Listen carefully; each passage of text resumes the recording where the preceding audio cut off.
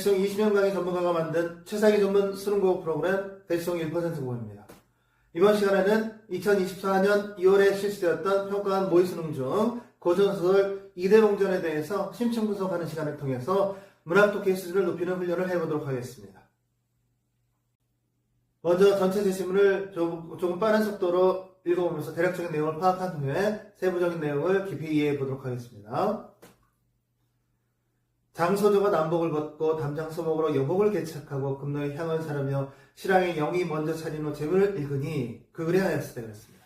두 줄밖에 안 읽었는데 고전소설이나 고전 어휘에 취약한 학생들이 굉장히 당황스러울 수 있습니다. 남복, 여복까지는 괜찮고 소복까지도 그렇다 치더라도 금노, 실황, 영위, 재문 이런 단어들은 고전소설을 좀 접해보지 않은 학생들은 낯설 수 있습니다. 그런데 경험을 쌓아야 됩니다. 학습 경험을 쌓지 않고 고전소설을 정확히 읽을 수 없습니다.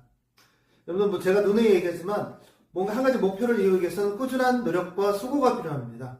다이어트 정확히 하려면 어떻게 해야 됩니까? 건강한 상태로 다이어트 하려면 꾸준히 운동하고 꾸준히 식단 조절하고 꾸준히 하자면 안 되는 거죠. 꾸준히 하면서 자기 다이어트의 수준을 높여가야 됩니다. 고전소설 독해도 마찬가지죠. 어휘 모른다 했을 때 여기 주목할 점이 있는데 전체 제시문에서 평가원에서 어휘풀이 딱 한 가지만 해줬습니다. 나머지 어휘는 당연히 알아야 된다 이런 뉘앙스도 있지만 전체 맥락 속에서 추론할 수 있는 능력을 가져야 된다 이런 뉘앙스일 수도 있는 겁니다.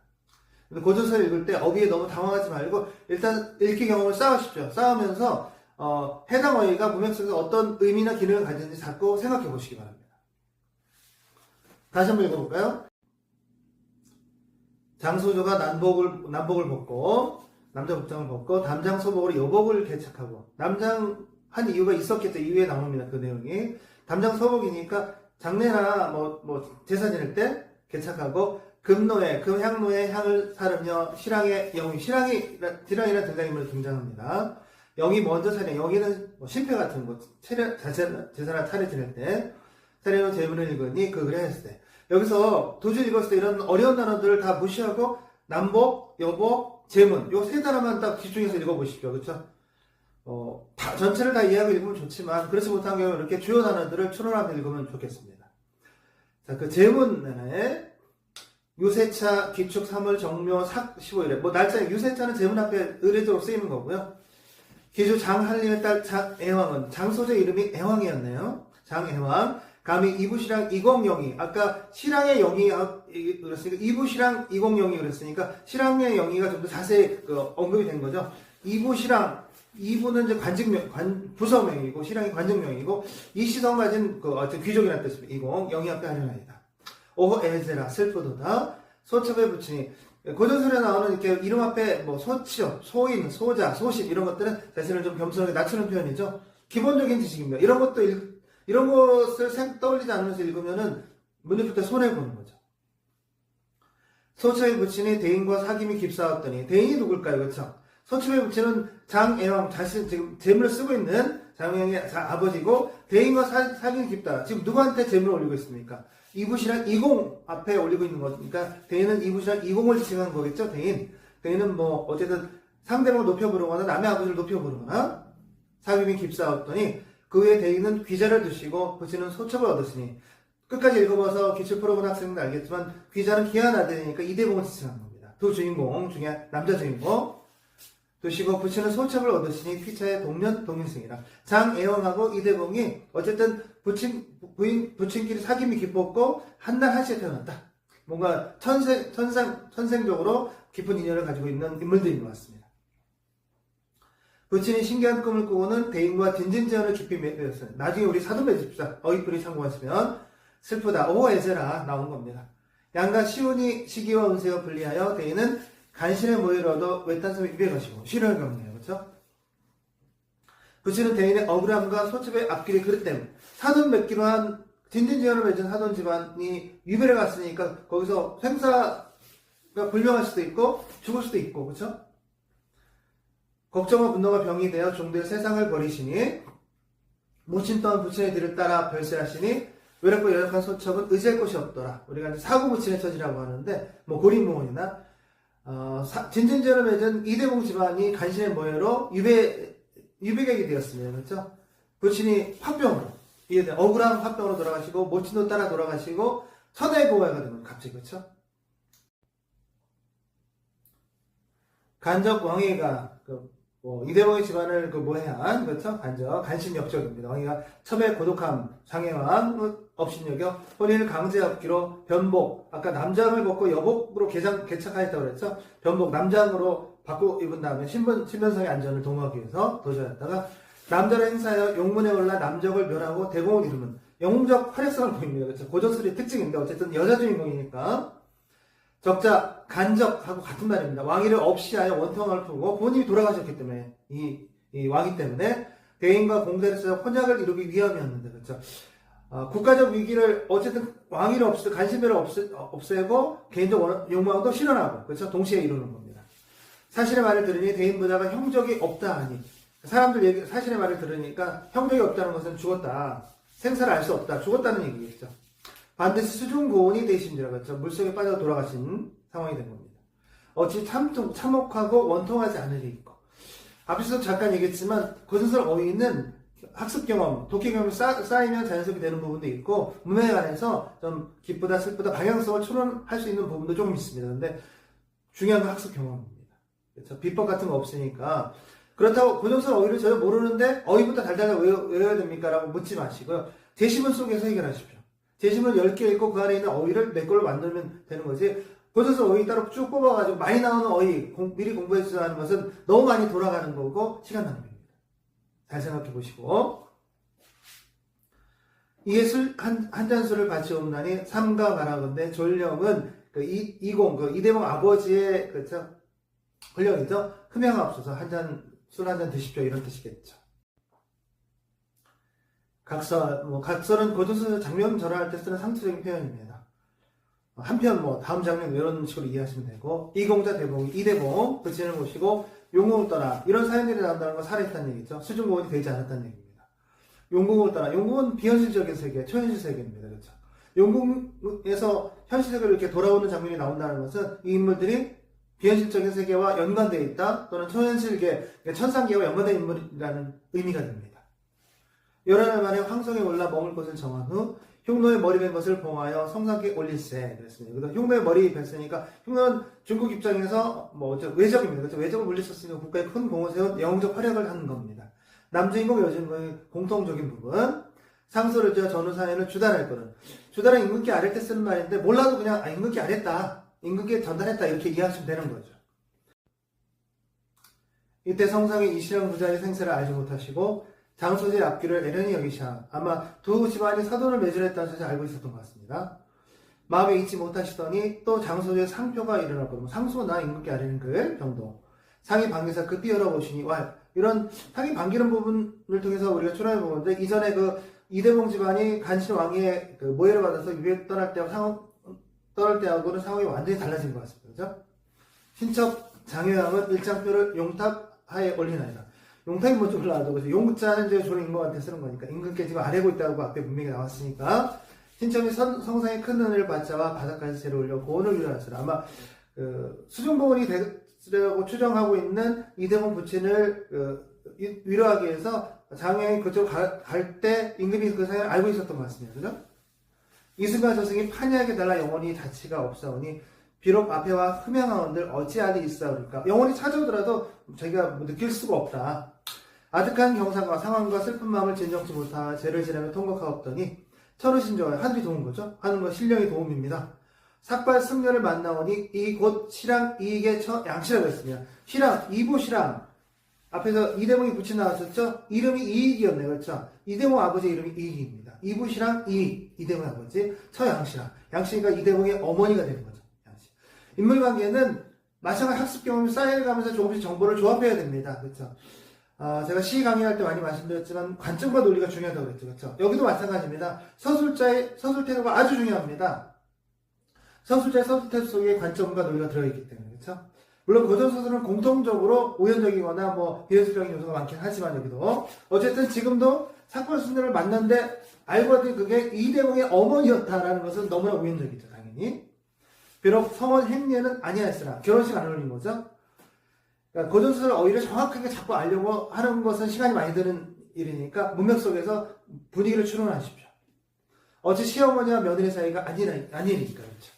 일희일비하여 즐겁게 무궁하오니 일희일비하는 이유는 뭡니까? 그렇죠. 이것도 문제를 만들려면 충분히 만들 수 있습니다. 그러니까 자꾸 재심에 대한 높은 수준의 독해를 제가 요구하는 것은 필요하다고 자꾸 얘기하는 것은 문제가 바뀔 때마다 우리가 재심은 이해도에 따라서 문제 해결의 결과물이 달라지거든요. 높은 수준으로 재심을 이해하면 결과물도 높은 수준으로 나옵니다. 당연히 그렇죠. 반대는 반대겠죠. 당연히. 일희일비는 앞에 그 이대봉하고 이대봉 부처를 죽은 걸로 생각했는데 시어머니 만났으니까 그렇죠. 좋은 것과 나쁜 것이 겹치고 있죠. 이는 다 성사의 넓으신 덕택으로 말미암느니라. 그러나 왕위 부자는 국가를 혼란스럽게 한 간신이 없고 신척의 원수라. 국가적으로 적대시되는 인물이고 개인적으로도 적대시되는 인물이죠. 바라본대 폐하는 왕위 부자를 엄형 군문하사 국법을 밝히시고 그 부자를 신참하게 내어주시면 남서동 배동 칼로 외적을 다스리던 칼로 난신을 죽여서 왕위를 죽여서 이기 부자에게 제하의 영혼을 위로하겠다. 그래서 원통을 좀 풀고 싶다는 거죠. 상이 다 보신 후에 정의 처결고자 하시더니 이제 처리를 해야 되겠죠. 간접 왕위에 대한 처결 요청이 나왔으니까 그렇죠. 이때 또 하나의 표문이 올라오거든. 아까 장외왕이 상소 올려서 지금 내용을 보고 이제 간접 왕위를 처결하려고 하는데 한 장에 더 올라오는 거죠. 그렇죠. 사형이 더해지겠네요. 상이 의심스럽고 괴이한 겁니다. 이런 한자들은 줄임말이니까 좀 늘려보십시오. 여러분들이 그 소외하였을 때 되신 이대봉은 여기 되신한 말 아까 소첩 장애가 그랬으니까 되신 이대봉 이런 것도 의도가 있겠죠. 대신 죄를 지은 신합니다. 왜 이대봉이 스스로를 왜 죄를 지었다고 하는지 앞에 보면 흉노를 막 베고 이런 국가의 큰 위기를 극복하는데 힘을 보탰는데 그렇죠? 되신 이대봉은 황공함과 두려운 마음으로 머리를 조아려 절을 올리며 한장 표문을 황상 용탑 하에 바치옵나이다. 네, 예를 갖추어서 이제 인사발표인 거고요. 신의 부자가 간신 왕의 모함을 입었사나 유해 갔었죠.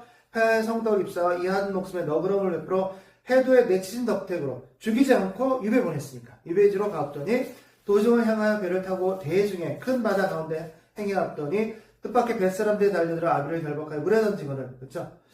보나마나 누가 사주에서 죽여라 가는 도중에 풍랑 만난 것처럼 위장해서 죽이는 거죠.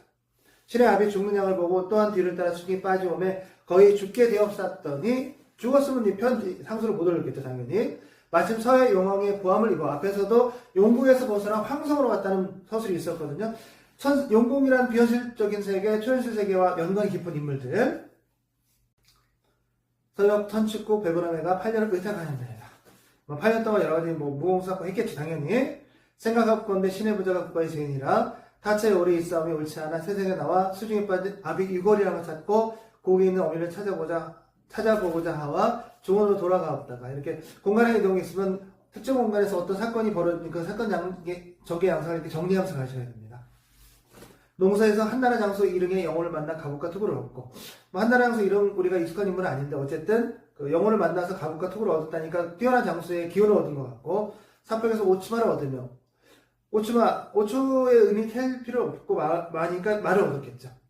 화양도에서 관고의 영혼을 만나 칼을 얻어. 지금 일흥이나 관고의 영혼을 뛰어난 장수들의 무공이 뛰어난 장수들의 영혼을 만났다는 건 이대몽이 천상계와 관련 깊은 천상계의 조력을 받는 인물임을 우리가 알 수 있는 거죠 당연히. 황성을 향코자 하옵다가 반적 흉노가 천재 자리를 범하여 황성을 함물하고 어가가 임금의 그 수레죠 금능으로 행하셨다 함을 듣고 본심을 이기지 못하여 황성에서 쫓겨난 거니까 피신한 거니까 그렇죠? 전제를 무릅쓰고 천리를 달려와 전제라는 건 유배에 대해서 풀려나지 않았는데 아직 죄인인데 금능에 이르러 다친 충희 장군이 하였고 필마 단창으로 적군을 파하고 초인적 영웅입니다. 그렇죠? 필마 단창은 말 한 필 창하라거든요. 그러니까 혼자서 다 적군을 정리했다는 얘기니까 그렇죠? 일당백이네요. 적장 묵측남과 동돌수를 베어 성상의 급하심을 구하였고 흉노가 도망하는 곳을 따라 서릉도에 들어가 흉노를 비웠나이다. 흉노의 그 근거지까지 쫓아가서 아주 끝장을 냈다는 얘기입니다. 그렇죠? 대단한 영웅적 활약입니다. 돌아오는 길에 해중에서 풍랑을 만나 나흘 밤낮을 정처없이 가다가 했습니다. 앞에서 영웅적 활약을 펼쳤음에도 불구하고 또다시 시련을 겪자. 시련 극복은 고조술의 전형적인 구조입니다. 가다가 철우 신조하고 앞에서 우리 장혜왕이 소첩 장혜왕이 시어머니 삭발승려의 모습을 시어머니 양씨를 만날 때도 철우 신조가 있었죠. 그렇죠? 여기도 마찬가지입니다. 그러니까 천우신조라는 단어 자체가 도인물 모두 천상계와 관련이 깊다는 걸 우리가 암시받을 수 있는 거죠. 성상의 하얘지덕, 바다와 물과 같은 은덕으로 무인절대에 달한 바람이 그치오매 그 섬에 올라가 죽었던 아비를 만났사오니 풍랑을 피해서 어떤 섬에 다다라서 살았는데 거기 아버지 계신 거죠. 고전성 우연성이 절정입니다. 어쨌든 황명을 기다리지 아니하고 유배지에서 나와도 좋다는 허락을 받은 적은 없으니까 일단은 황명을 기다리지 아니하고 감히 함께와 대쟁하옵나니 신의 부자의 죄 만번 죽어도 알거할 것이 없나이다. 그러나 왕위는 국가의 난진적자여 난적이니까 국가를 어지럽히는 간신배라는 거죠. 신의 원수라. 앞에서 그 손톱 장양의 그 입장과 똑같습니다. 그렇죠? 간신 왕위 때문에 부모님 돌아가시는데 간신 왕위를 처결하면서 대신 개인적인 그 원한도 갖고 여기도 마찬가지죠. 뱃사람이 재물 없이 적소로 가는 유배지입니다. 제수를 무단히 살해할 일은 만무한즉 그렇죠. 뱃사람은 유배지까지 죄인을 데려가면 끝인데 왜 중간에 바다에 빠뜨려 죽이려고 하냐? 누가 시킨 거 아니냐? 이런 논리적 근거를 대는 거죠. 이는 반드시 왕의 사주를 받은 것으로 의심할 바 없는지라. 바라옵건대 성상은 엄형 고문하옵신 후 왕족을 내어주시고 왕명을 내어주셔서 신의 죄를 다스리옵소서 하였더라. 왕위부터 처분하시면 유배에서 벗어난 우리 죄를 또 처분해달라 그러는데 왕 입장에서 국가를 위기에서 구했고 자신을 구한 이대봉을 처벌할 이유는 없는 거죠. 그렇죠? 자, 전체적으로 대략적인 내용을 살펴봤는데 고전 스스로를 이해하면서 읽으려면 평상시에 이해하면서 읽는 훈련을 해야 됩니다. 그렇죠? 여러분들 국어 제시문에 대해서 문학이든 비문학이든 독해의 원리를 수학과 같은 질서 같은 거 없느냐 알고 묻는 학생이 굉장히 많거든요. 근데 없습니다. 제가 20년 이상 하면서 연구해보니까 국어 제시문은 제 개인적인 견해는 사람 얼굴과 비슷합니다. 사람 얼굴은 눈, 코, 입, 귀, 머리카락 등등 공통점이 있죠. 근데 다 다르죠. 그러면 새로운 사람이 왔을 때 새로운 사람 얼굴을 자세히 봐야 되는 겁니다. 그렇죠? 자세히 보고 그 사람에 대해서 이해하려면 평상시에 내가 접하는 사람들 얼굴을 자세히 보고 그 사람을 이해하는 훈련을 해야 되는 거죠. 국어 수능 제시문은 아시겠지만 우리가 아는 제시문이 나올 가능성도 한 10% 정도 있습니다. 어쩌다 운 좋게. 근데 매번 문학이든 비문학이든 문법 내용이든 문법 문제 유형이든 새롭고 낯설게 구성되죠. 이유는 제가 논의에 말씀드리지만 여러분들이 이해하고 있는 수준을 측정하는 것이 수능 시험이지 이해한 제재, 특정 제시문 이걸 측정하는 수능 시험의 취지가 아닙니다. 그렇죠? 그래서 우리가 평상시에 접하는 제시문을 통해서 제시문 이해 수준 자체를 높이셔야 됩니다. 높이는 방법은 다양한 지문과 자료를 통해서 훈련하셔야 되는 거예요. 고전소설을 여러 편 읽다 보면 어휘 추론 능력도 좀 나아지고 사건 전개 양상을 이해하고 요약하는 것도 좀 더 나아지고 그래서 인물관계를 정리하는 것도 좀 더 나아지고 이렇게 훈련이 정확하게 쌓이다 보면 이해 수준이 올라가는 겁니다.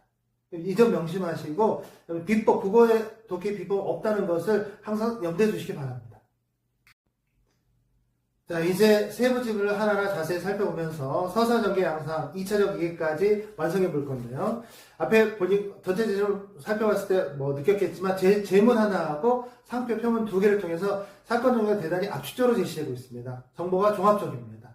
이 종합적인 정보 속에 있는 디테일들 놓치시면 안 되겠습니다. 자, 1단락입니다. 단락에는 장소조가 뭐뭇이 되었다고 수중고온이라는 단어가 나옵니다. 그렇죠? 뱃사공들이 물에 밀어 빠뜨렸으니까 이대봉 부친을 빠뜨리고 이대봉 따라서 뛰어내리고 대떡 생각한 이구시랑 이공의 영위 앞에 신패 앞에 재를 올려 영혼을 위로하는 술 한잔 따르면서 그렇죠? 이렇게 되겠죠? 재물을 읽는 장면을 이렇게 본문에서 발췌할 부분 발췌하고 해서 채워나가시면 됩니다. 이 빈칸은 1차적, 2차적 얘기까지 저희가 종합적으로 구성한 거니까 시간을 들여서 먼저 여러분들이 완성해 본 후에 저랑 같이 수업을 진행하셔야 됩니다. 그렇죠? 이 빈칸을 채우는 정도가 여러분들의 제시문에 대한 종합적인 이해도라고 생각하시면 됩니다. 20, 뒤에 대인이라고 나오죠. 그렇죠? 대인. 이대봉의 부친으로 장소재의 부친과 진진지연을 맺은 사돈 맺기로 맺은 사이므로 장소재의 시아버지겠죠. 당연히. 뒤에 시어머니 양씨 나오고 격에 해당하는 인물이다.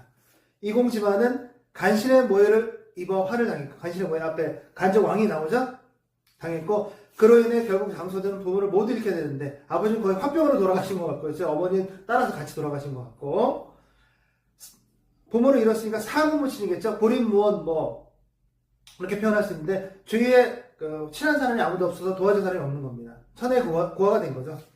처지가 된 상황에서 혼인을 강제하는 간접 왕위를 피해, 그래서 간접 왕위가 계속해서 나쁜 짓만 일삼네요. 그렇죠? 이대봉의 집안은 모해에서 유배 보내고 남은 장애왕은 자기, 그렇죠, 혼인하려고 그러고, 간접을 피해 남자로 행세하여 용문에 올라 남적을 멸하고 대봉을 이루는, 이렇게 인용하시면 되겠습니다. 장소재의 모습은 여성 주인공의 고난 극복 과정과 완전히 극복한 건 아니지만 아직 왕위를 없앨 때까지는 아직 완전 극복은 아닌 거죠. 영웅적 면모를 전형적으로 보여준 사건이 할 수 있다. 언제 준비되는지 몰라도 어쨌든 영웅적 활약을 보여주고 있습니다. 나라를 위기에서 구하는 장소재의 영웅적 활약에는 부모의 뭘 채워야 됩니까? 원통함을 풀고 대인과 공자를 찾아 혼약을 이루기 위함이라고 본문에 나와 있죠. 이라는 개인적 욕망이 강하게 반영되겠다. 달락입니다. 달락에서는 먼저 장소저가 수중고원, 앞에서 한번 인용했었죠. 수중고원이 되었다고 생각하고 있는 이대봉 부자의 상황이 제시되고 있는데, 용궁을 따라 황성으로 향한다, 이런 대목이 있었습니다. 용궁이라는 비현실적 공간, 다시 말해서 초현실적 세계겠죠. 인간 세상은 아니니까 당연히. 그래서 현실 공간, 가로 안에 인간 세계로 복귀하는 모습은 이대봉과 이대봉의 부친이 초현실계의 조력, 도움을 받는 인물임을, 가로 안에 천상계와 긴밀히 연결되어 있는 인물임을 진박하게 하는 사건이다. 그렇죠? 아무래도 그냥 아무 상관없는데 도와주지 않을 거예요. 그렇죠? 이대봉이 인용하는 부분, 흉노의 머리 벤 것을 봉하여 성상께 올리라는 모습은, 흉노는 외적이니까 국가의 위기를, 그렇죠, 이겨낸 거죠. 유배 처교를 받고 수중고원이 될 위기를 겪은 상황에도 불구하고 성상이 어쨌든 어명을 내린 거니까 유교적 초기 사상을 실현하는 남성 주인공의 이상적 영웅적 면모를 드러낸다. 그렇죠. 불만을 가지지 않고 나라의 충성을 다하는 거죠. 성상이 장소재의 상표를 반기사 급히 열어보는 모습은 긍정적인 반응입니다. 그렇죠? 이대봉 부자와 장소에 대한 우호적 심리, 그 전에 유배를 내고 장소 집안은 무너지고 이런 상황 때하고 전혀 달라진 거니까 이전까지 상황이 반전되었음을 보여준다. 장소저가 삭발 승려의 모습을 한 시어머니, 시랑 이계처 양씨, 본문에 명시되어 있었죠. 천우신녀로 만나는 장면은 하늘과 신령의 도움이니까 이 인물 또한 천상계 연관이 깊은 인물이죠. 고전소설의 우연적 사건 전개 양상을 보여주면서 극적 반전 효과를 불러일으킨다. 이 정도는 뭐 고전소설 많이 나오는 내용이니까. 장소저가 국가를 혼란스럽게 한 간신, 가로에 난신이라고 찾았으면 되겠습니다. 그렇죠? 어지러울 난자 쓰는 겁니다.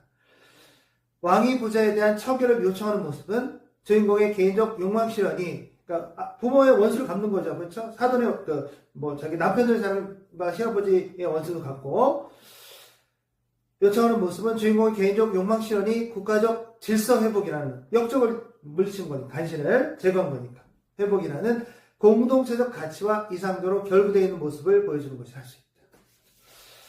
간접 왕위를 처결하는 일은 부모의 원수도 갚고 나를 위한 것이기도 하고, 이렇다는 뜻입니다. 자, 단락 3입니다. 빈칸을 같이 완성해 보면서 여러분들 이해도 측정해 보시기 바랍니다. 단락 3은 장소적 요청을 통해 난신인, 국가를 어지럽힌 간신배인 왕위 부자를 처결하려던 성상이 또 하나의 표문을 받고, 이대봉의 생원 과정을 확인한 장면이다. 그 표문에 압축적으로 정리가 되겠죠. 그렇죠? 이대봉이 금능에서 성상의 급하심을 구하고, 이렇게 인용하시고, 서름도에 들어가 흉노를 베는 크나큰 공적을 세웠음에도 불구하고, 국가를 위해, 위기에서 구한 거니까. 불구하고, 자신을 죄신이라고, 죄신 이대봉은 이랬습니다. 그렇죠? 소첩, 장애원, 이런 것처럼 죄신이라고 칭하고, 신의 부자가 국가의 죄인이라고 한 이유는, 이런 거 인용할 부분을 단락 안에 잘 찾아서 채워놓을 수 있어야 됩니다. 한 이유는 성상이 이한 해배, 귀향을 풀어준다는 뜻으로 여기 쓰는 겁니다. 그래서 처분이 없었던 상황에서 유배지를 이탈한 데 대해, 유배지를 함부로 벗어나서 외적을 물리치는 큰 공을 세웠지만 어쨌든 성상이 관용을 베풀도록 유도하기 위한 명분을 제공하기 위한 것이라 할 수 있다. 이대봉이 사회 용왕의 고함을 입어 살아나는 것, 한나라 장수 이름과 관공의 영혼을 만나 장수로서의 위엄, 여러 가지 갑옷 투구 말 이런 걸 얻게 되죠. 갖추는 모습은 천상계와 연결된 인물임을 드러내는 것이죠. 영혼을 만나는 거니까, 그렇죠? 사람이 아니고 필마단상으로 적군을 파는 모습은 영웅적 능력의 절정이라 할 수 있다. 어쨌든 혼자서 적군 전체를 물리치는 거니까. 돌아오는 길에 풍랑을 만나 또다시 시련을 겪다가, 시련 극복의 반복 구조 아까 확인했었죠? 천우신조로. 앞에서 한번 말씀드렸지만 어쨌든 장유양이 시어머니 양씨를 만날 때도 천우신조가, 여기도 아버지를 만날 때도 천우신조, 그렇죠? 시련을 겪다가 천우신조로 무인절도에서 죽었던 아비를 만나는 모습은 단락위에서 장소조가 시어머니 양씨를 천우신조로 만나는 장면과 유사하게 중첩되면서 사건의 극적 반전 효과를 최고조에 이르게 한다. 시어머니도 살아있고 시아버지도 살아있고 이렇게 되는 거죠. 끝부분에서 이대봉이 뱃사람이 재물 없이부터 만무한죽이라고 한 부분은 자신과 부친을 죽이려 한 왕의 사주의 명백성을 분명히 하여 그 척인의 정당성을 가하는 의도가 담겨있다. 라고 씌우시면 되겠죠? 여러분 지금 빈칸 완성을 통해서 이해도를 확인해 봤는데 국어 이해도는 여러분들이 재심에 대한 이해도는 1차적 이해도 필요하고 2차적 이해도 필요하고 이 안에 추론이나 비판이나 창의적 이해가 다 필요하거든요. 근데 앞에서 말씀드렸지만 독해의 경험이 이렇게 축적이 돼야 됩니다. 그렇죠? 앞에서 고전서를 읽을 때 인물관계 잘 모르겠어요. 그런데 한 편 읽고 이런 말씀하시면 안 되는 거고 여러 편 읽어봤는데도 인물관계를 면밀히 공명해왔는데도 잘 잡히지 않는다. 이럴 때 문제를 해결하는 겁니다. 이대봉절에 대해서 빠른 이해와 세부적인 이해 모두 해봤습니다. 국어 독해의 경험은 결국 제시문에 대한 높은 고민이 필요합니다. 제시문에 대해서 높은 수를 이해하면 문제가 어떻게 바뀌든지 여러분들의 성적이 크게 달라지지 않을 겁니다. 제시문을 높은 수로 이해하는 훈련을 꾸준히 해보시기 바랍니다.